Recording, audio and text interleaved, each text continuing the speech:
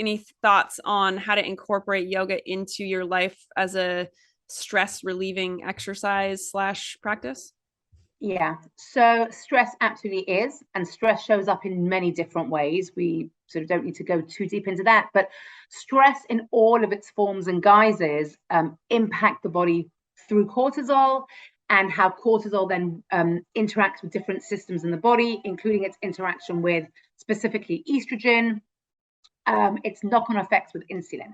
So we really need to figure out, how do we reduce our stress, get our cortisol levels more balanced, re-regulate our system from living in that high fight or flight, always stimulated, always on, always triggered mode, and moving into, as much as possible, that calm, rest and digest mode, and then having that flexibility to be able to move and swing along the pendulum from these different highly triggered states to these calm states, and have this sort of nervous system regulation that is able to move and not just stay always in that triggered state, which so many of us live in, chronically 24/7.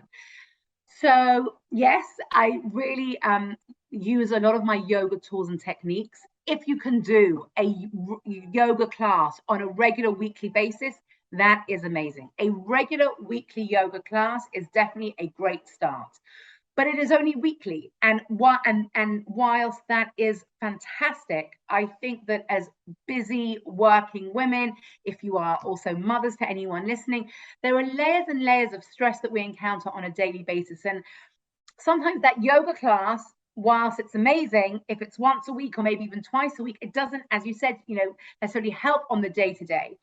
So the thing that I always try and recommend to my women is to find those moments where you can just breathe.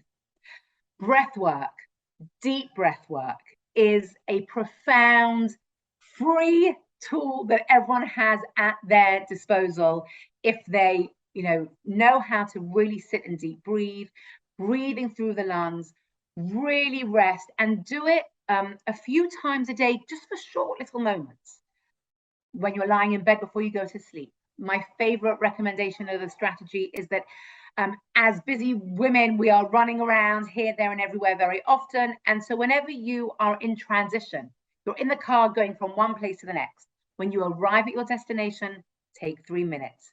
Sit in the car and breathe. No one knows you've arrived yet. So just wait those extra couple of minutes, stop and breathe. Put an alarm on your phone at certain times of the day that you can just be reminded to stop and breathe. It doesn't need to be a whole 15-20 minute meditation. It doesn't have to be a whole breath workshop. It can literally be 3 to 5 minutes of breath every single day, or a couple of times a day if you can.